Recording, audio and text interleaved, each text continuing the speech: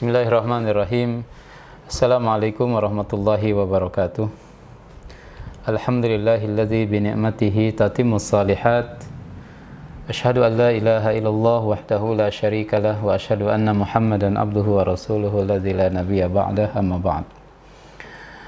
Sahabat-sahabat sekalian yang dirahmati Allah Subhanahu wa taala, jamaah Sanggar Quran yang budiman, alhamdulillah detik demi detik telah berlalu, hari berganti hari.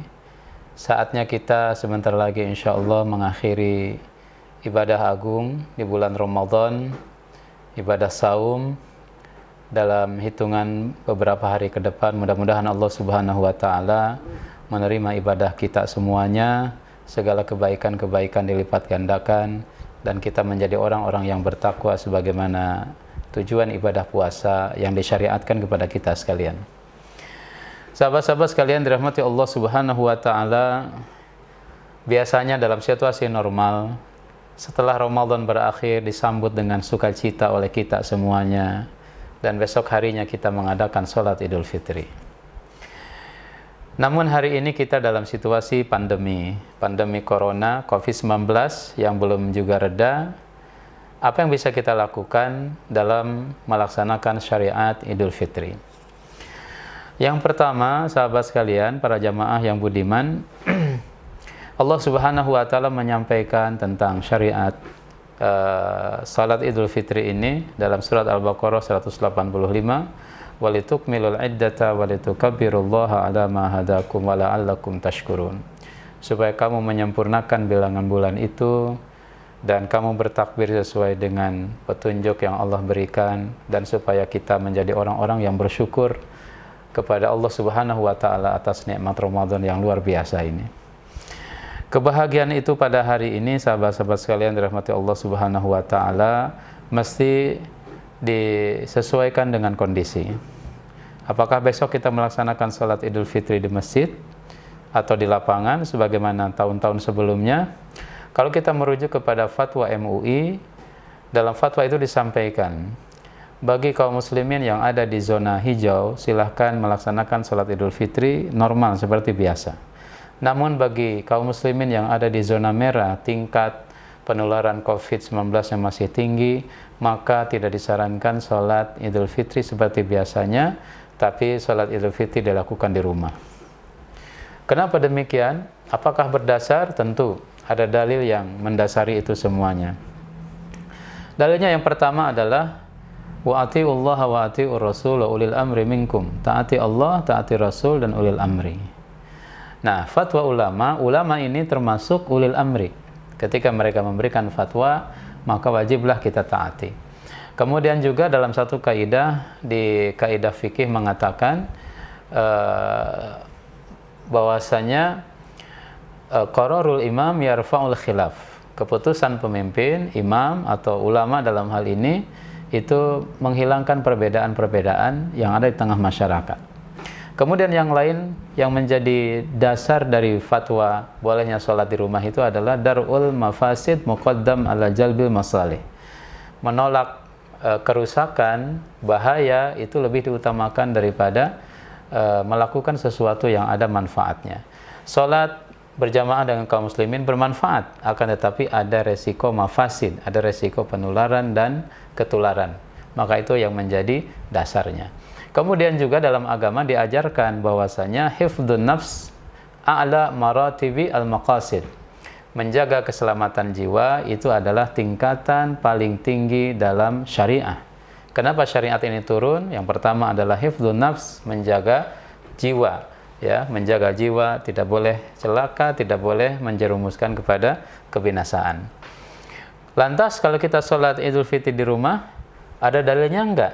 Dalam satu riwayat bahwasanya Anas bin Malik radhiyallahu an, kana idza fatat sholatul Id ma'al jama'ati jama'a ahlahu wa mawalihi. Adalah Ibnu Abbas, sahabat Rasul sallallahu alaihi wasallam, apabila dia tertinggal sholat Idul Fitri atau Idul Adha, beliau melaksanakannya di rumah bersama keluarganya dan juga para budaknya. Dalam riwayat itu, summa qama Abdullah ibn Abi Atbah maulahu. Maka Ibnu Abbas menunjuk salah seorang budaknya namanya Abdullah bin Abi Atbah untuk menjadi imam, mengimami salat Idul Fitri atau salat Idul Adha sebanyak 2 rakaat. Sahabat-sahabat sekalian dirahmati Allah Subhanahu wa taala, lantas bagaimana tata caranya dalam melaksanakan salat Idul Fitri di rumah? Ya. Yang pertama tentu ada imam, ada makmum. Siapa yang menjadi imam dan siapa yang menjadi makmum? Dalam satu riwayat di mazhab Syafi'i minimal kalau sudah ada 3 orang, ya, itu sudah termasuk jamaah, atau 4 orang, 1 imam, kemudian 3 orang menjadi makmum. Imamnya adalah sang ayah, kemudian istrinya, 2 anaknya, apalagi kalau ada tetangga dekat mungkin bisa melaksanakan seperti itu. Lantas selanjutnya awali dengan takbiran. Ya, semenjak sholat subuh. Semenjak sholat subuh sudah dipersiapkan, kita takbiran sebagaimana Allah berkatakan tadi, walitukabbirullaha ala ma hadakum. Allahu akbar, Allahu akbar, Allahu akbar. La ilaha illallah, wallahu akbar. Allahu akbar walillahil hamd. Dalam riwayat takbirnya boleh 2 kali. Allahu akbar, Allahu akbar. La ilaha illallah, wallahu akbar. Allahu akbar walillahil hamd. Nah, takbiran.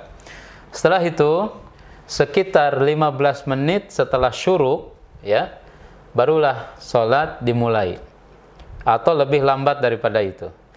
Dan Nabi Shallallahu Alaihi Wasallam mensunahkan kalau sholat sunnah Idul Fitri itu dilakukan agak siangan.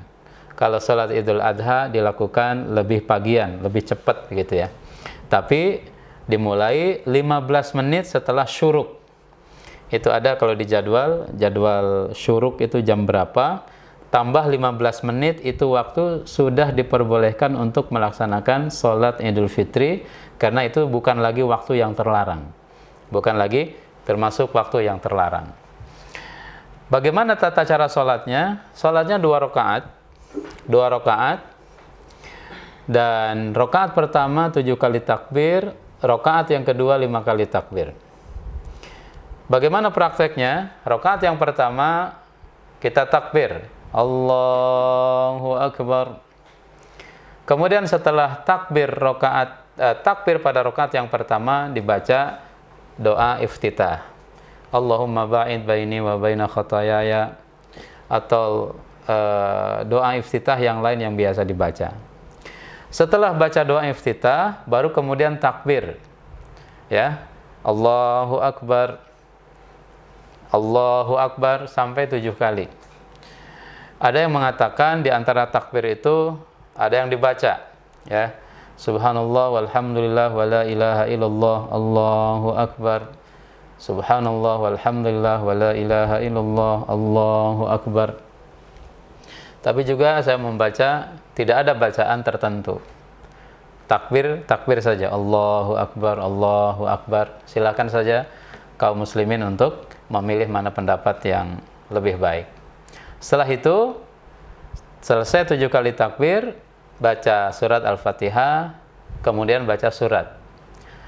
Rasulullah Shallallahu Alaihi Wasallam biasanya membaca rakaat pertama surat Sabbihis. Kalau hafal silahkan, tapi kalau enggak silahkan surat apa saja, ayat mana saja silahkan untuk dibaca. Selesai baca surat, ruku, kemudian sujud 2 kali, ruku, i'tidal, sujud 2 kali, kemudian bangkit masuk ke rakaat yang kedua. Dari bangun dari ruku ke rakaat yang kedua disebut dengan takbir intikal, itu nggak dihitung. Kemudian setelah itu takbir 5 kali, Allahu akbar, Allahu akbar sampai 5 kali. Berikutnya seperti rakaat yang pertama.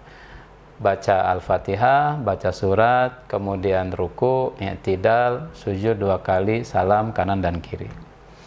Sahabat-sahabat sekalian dirahmati Allah Subhanahu wa taala, dalam fatwa disampaikan kalau ada khutbah itu lebih baik. Kalau ada khutbah Idul Fitri lebih baik, tidak mesti panjang-panjang. Yang jelas khutbahnya memenuhi rukun dan syarat.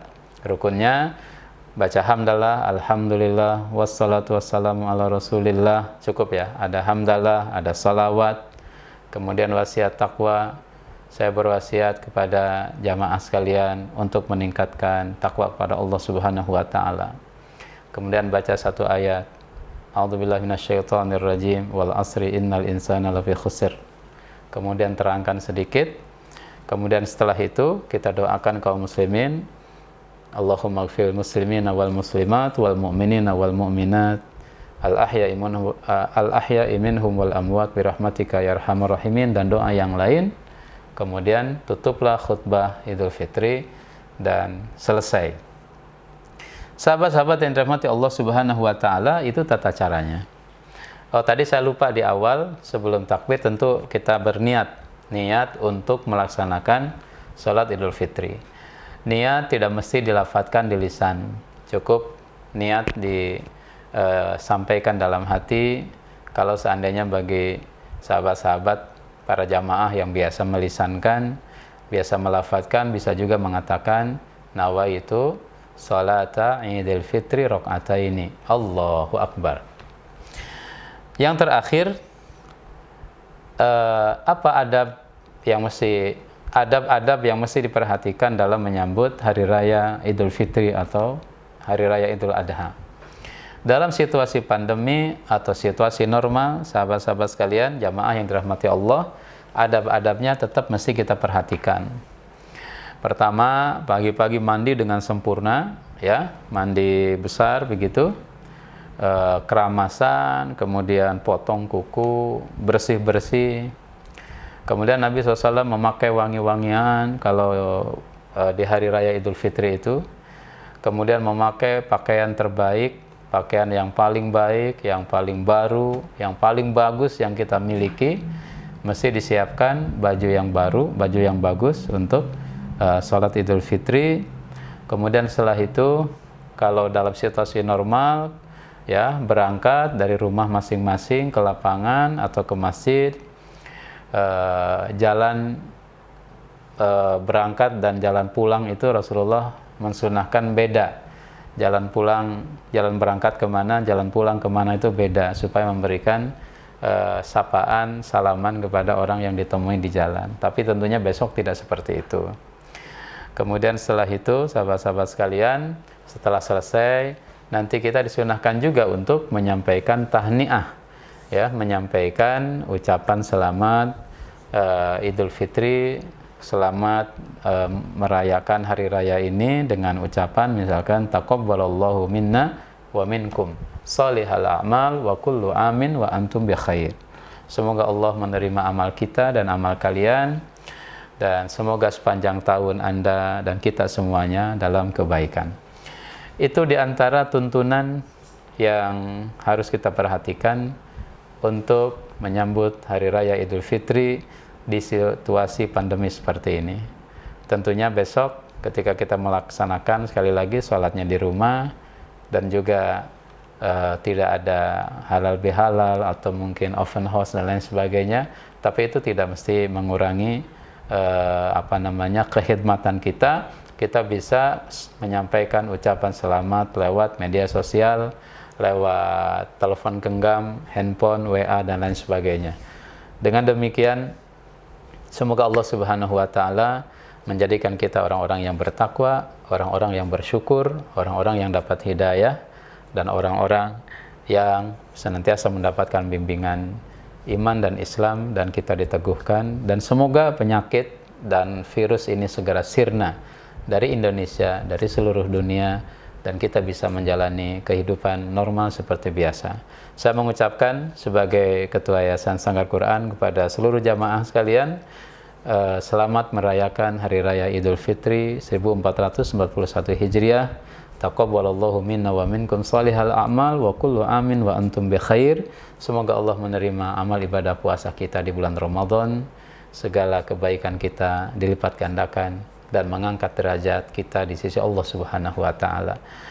Allahumma shalli ala Muhammad wa ala alihi wa sahbihi wa sallim. Rabbana atina fid dunya hasanah wa fil akhirati hasanah wa qina adzabannar. Subhana rabbika rabbil izzati amma yasifun wa salamun alal mursalin walhamdulillahi rabbil alamin. Jazakumullah khair. Wassalamualaikum warahmatullahi wabarakatuh.